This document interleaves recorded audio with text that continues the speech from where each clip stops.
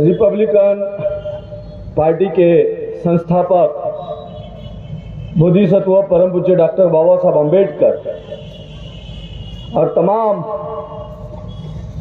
उन महापुरुषों को नमन जिन्होंने इस देश के दलित, पीड़ित, शोषित, वंचित, मजदूर, किसान, कामगार, महिलाओं के हित के लिए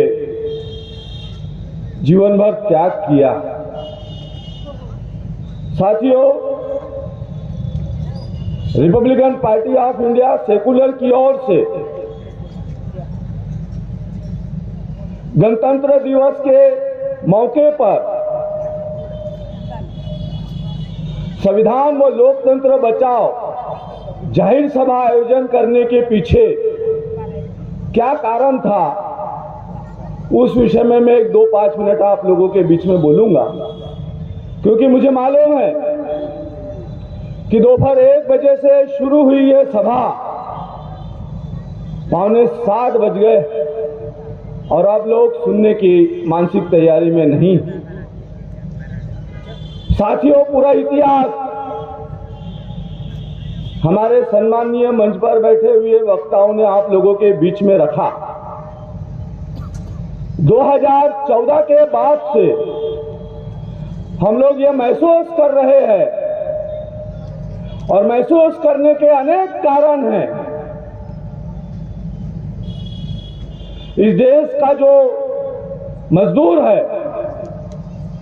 जिसके खून पसीने से इस देश के कल कारखाने चलते हैं, आर्थिक उत्पन्न होता, उसके हित के बनाए गए तमाम कायदे डॉक्टर बाबा साहब अम्बेडकर जी ने 24 कानून बनाए थे, वो सब निरस्त करके 4 कानून में तब्दील कर दिए।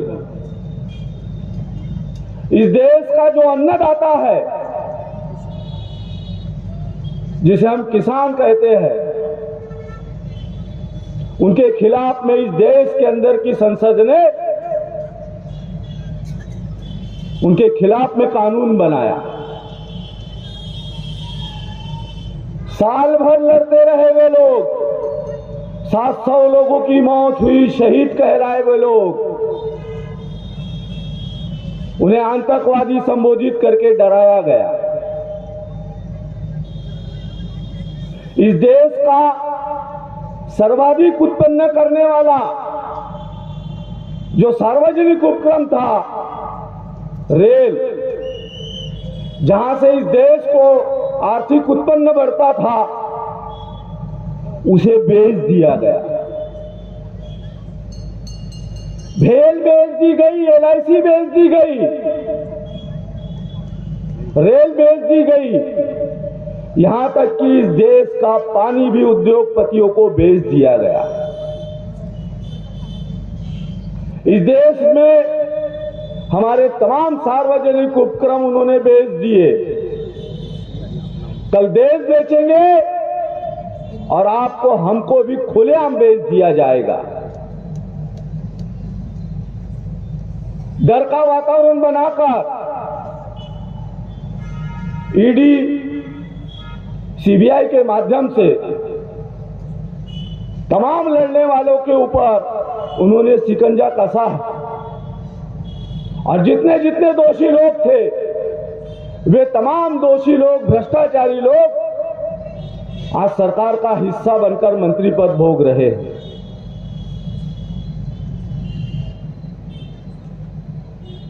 प्रधानमंत्री जी के आर्थिक सलाहकार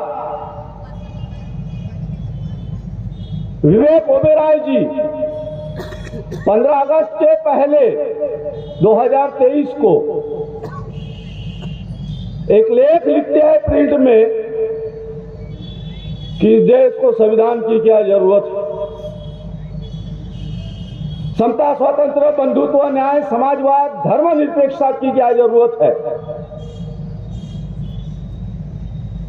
इस देश के संविधान का जो आधारभूत मूलभूत ढांचा है, उसे बदल दिया जाना चाहिए। 1973 को इस देश के सुप्रीम कोर्ट ने निर्णय दिया था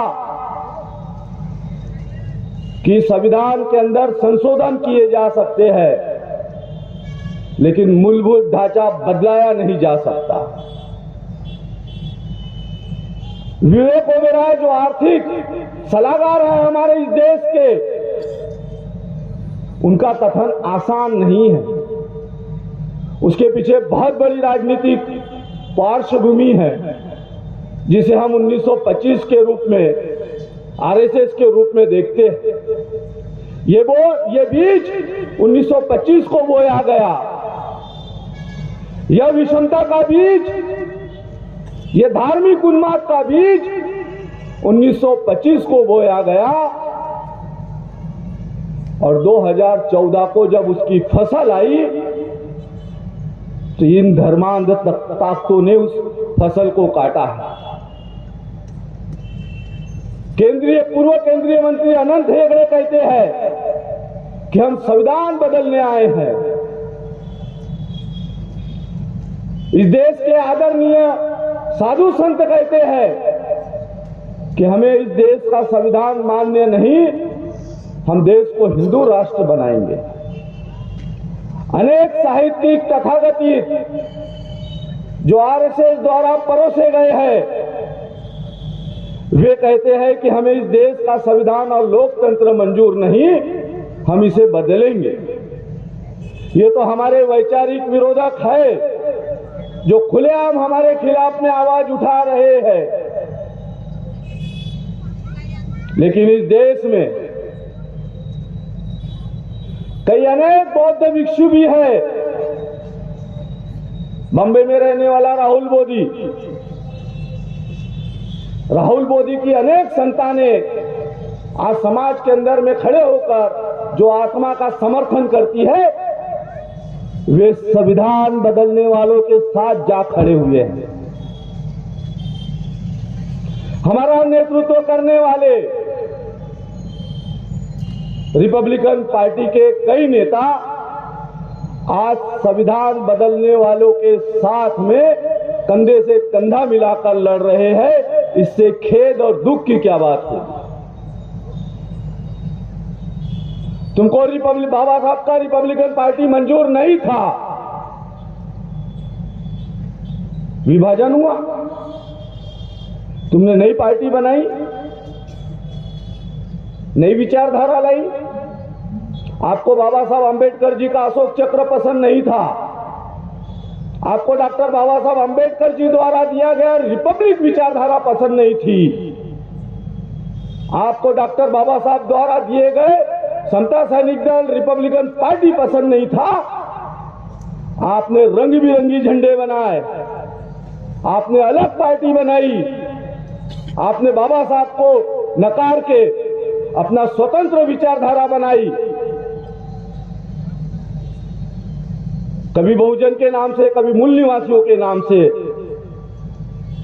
और इसी भारतीय जनता पार्टी की खटिया गर्म करके तुमने मुख्यमंत्री पद पाया है। क्या यह स्वाभिमान है?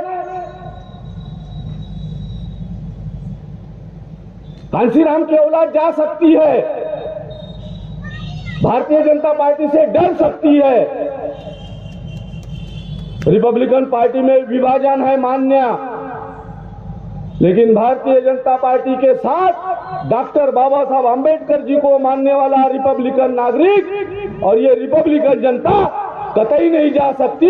भारतीय जनता पार्टी के खिलाफ हम आमने सामने की लड़ाई लड़ने के लिए तैयार है, हमारा अंजाम जो भी हो जाए। और इस संविधान और लोकतंत्र को बचाने के लिए अगर कुछ रिपब्लिकनवादी और बहुजनवादी मूल निवासी तत्व लोग अगर भारतीय जनता पार्टी के साथ और कुछ धार्मिक नेता अगर जा रहे हैं तो इससे घबराने की जरूरत नहीं है।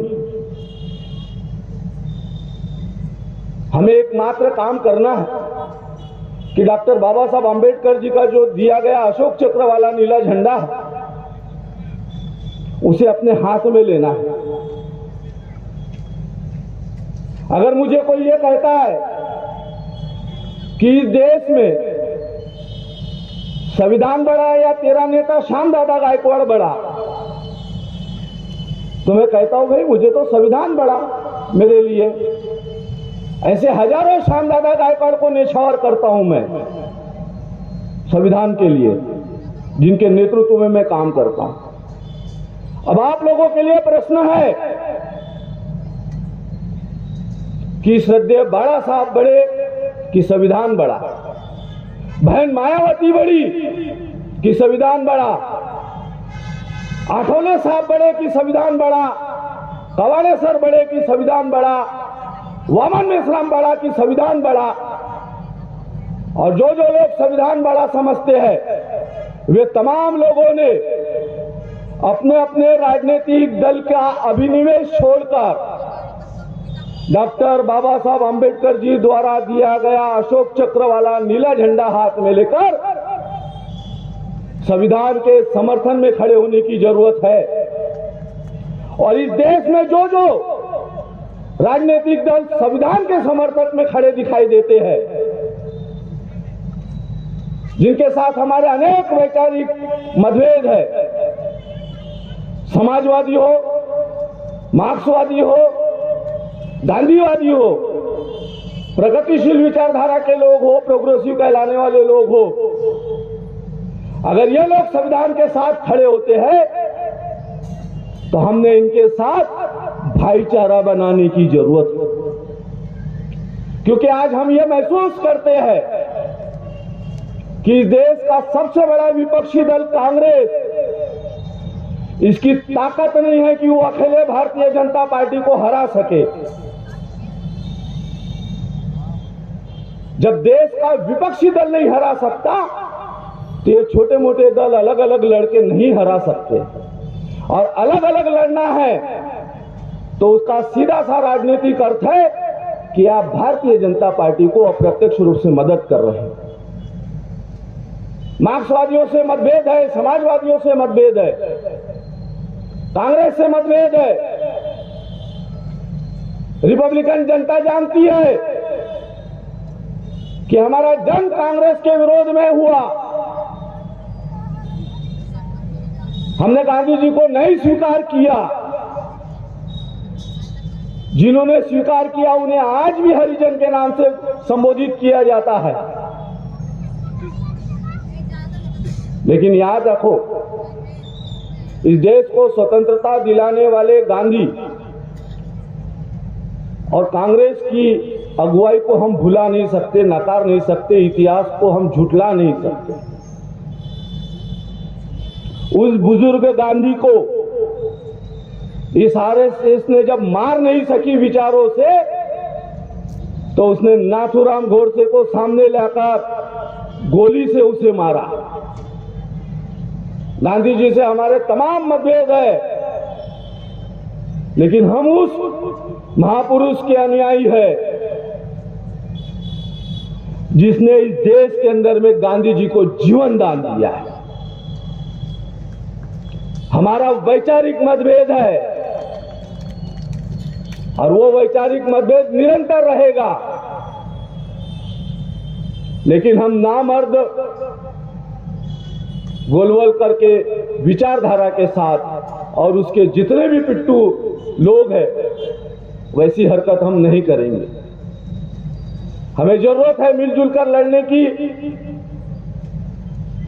और हम तमाम रिपब्लिकन जनता अगर एकजुट हो जाए और आने वाले 2024 में अगर हमने हमारी राजनीतिक सूझबूझ का परिचय दिया तो हमारा एक वोट का जो अधिकार डॉक्टर बाबा साहब अंबेडकर जी ने बड़े संघर्ष के साथ लड़कर हमको दिलवाया था, उस शस्त्र का उपयोग हम 2024 में कर सकते हैं।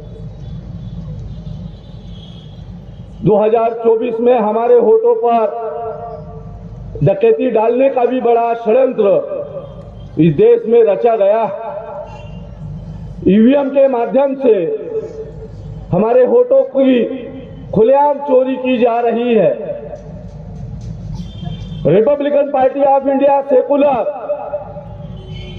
आज मैं विदर्भ प्रदेश अध्यक्ष होने के नाते घोषित करता हूं कि हमारे पार्टी की भूमिका ईवीएम हटाओ और बैलेट पेपर लाओ की है। हम लोग चाहते हैं इस देश के अंदर में बैलेट पेपर से चुनाव लिया जाए। और हम लोग जो लोग संविधान के साथ खड़े हैं, उन तमाम हमारे वैचारिक विरोधियों के साथ खड़े रहकर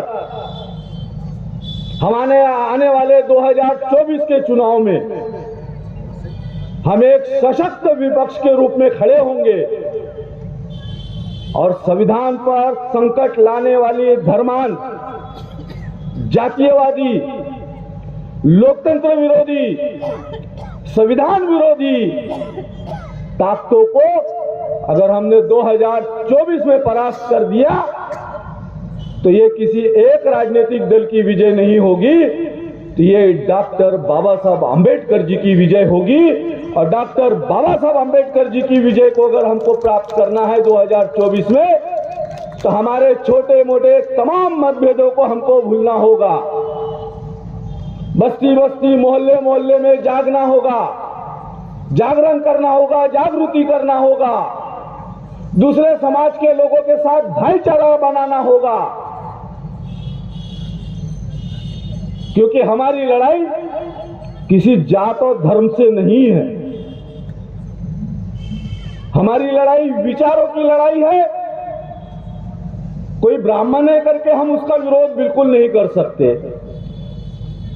अगर कोई मूल निवासी और बहुजन समाज पार्टी के लोग ब्राह्मण है करके विरोध करता है तो मैं खुलेआम चैलेंज करता हूं, ये लोग मनुवादी हैं।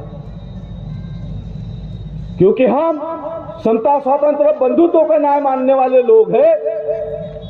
और जब हम समता के तत्वों को मानते हैं तो 1950 से इस देश में जो संविधान लागू हुआ है, वो संविधान इस देश के ब्राह्मण, बनिया, क्षत्रिय, वैश्य, शूद्र, अति शूद्र, दलित, आदिवासी, धार्मिक अल्पसंख्यक, इस देश में रहने वाले किन्नरों तक को एक समान दृष्टि से देखता है।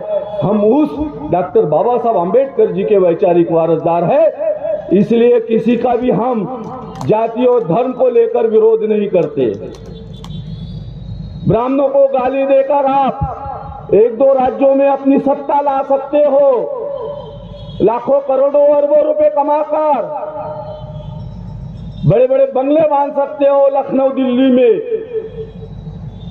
लेकिन 40 साल से आपने जो हमारे इस समाज की लड़ाई को जो बोथड़ किया, भारतीय जनता पार्टी के बाद जो गिरवी रखा, उसे हम भूल नहीं सकते, क्योंकि हम डॉक्टर बाबा साहब आंबेडकर जी के अनुयायी हैं। साथियों, समय काफी हो गया, बहुत सारी बातों को विस्तार से अनेक साथियों ने रखना था। आज की इस सभा की अध्यक्षता माननीय एडवोकेट किरण चन्ने साहब, जो घाटकोपर कांड आपको याद होगा, घाटकोपर कांड में हमारे अनेक लोग फंसे गए थे, उनको उन्होंने छुड़ाया था।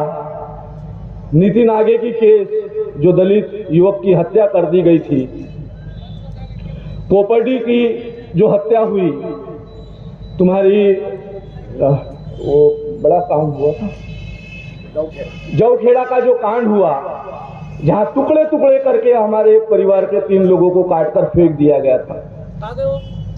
इन लोगों की केस एडवोकेट किरण चन्ने लगातार लड़ते रहे। और अभी 2018 को जब भीमा कोरेगांव में जातीयवादी ताकतों ने डॉक्टर बाबा साहब आंबेडकर जी के निरपराध रिपब्लिकन जनता पर कायराना हमला किया, उसको दंगे का स्वरूप इस पेशवाई सरकार ने दिया। और वर्तमान की गुवाहाटी, सूरत रिटर्न फेम एकनाथ जी शिंदे चला रहे हैं, उनके खिलाफ जो जांच आयोग बैठा, उस जांच आयोग में हमारे आरपीआई सेकुलर के प्रदेश महासचिव आदरणीय एडवोकेट किरण चन्ने साहब रिपब्लिकन जनता की ओर से लड़ रहे हैं। 2 वर्षों से स्वयं खर्चे से वो हमारे और आपके हितों के लिए लड़ रहे हैं। अनेक सामाजिक राजनीतिक लड़ाइयां लड़ी जा रही है, उनको रोकने का, नियंत्रण में रखने का, दबाव में रखने का बड़ा प्रयास भिवंडी में किया जा रहा है और उसकी वजह से सोमवार को उनकी पेशी है और मैं बड़े उनके लिए खेद व्यक्त करता हूं कि हमारे पार्टी के प्रदेश महासचिव आज की सभा की अध्यक्षता नहीं कर पाए, उन्हें फंसा दिया गया है, वे लड़ रहे हैं, नागपुर नहीं पहुंचना हुआ, इसलिए मुझे अचानक से वहां बैठे बैठे अध्यक्ष पद दे दिया गया। लेकिन आज नहीं तो कल फिर एडवोकेट चन्ने साहब आएंगे और हम सब लोगों के साथ गुफ्तगू करेंगे और हम सब लोग तमाम मतभेदों को भूलकर आगे लड़ने के लिए अगर आज तैयार हो जाते हैं तो मुझे लगता है कि आने वाले 2024 के चुनाव में हम लोग सफलता का परचम गड़ाएंगे और डॉक्टर बाबा साहब अंबेडकर जी के सामाजिक, राजनीतिक, आर्थिक, शैक्षणिक, धार्मिक जिंदगी के हर क्षेत्र में लड़ी हुई लड़ाई को हम लोग विजय पथ की ओर लेकर जाएंगे। आज हम लोग शपथ खाते हैं कि डॉक्टर बाबा साहब अंबेडकर जी ने इस देश में जो जो बोया है, Republican party of India secular उसे जाया नहीं जाने देगी। जय भीम।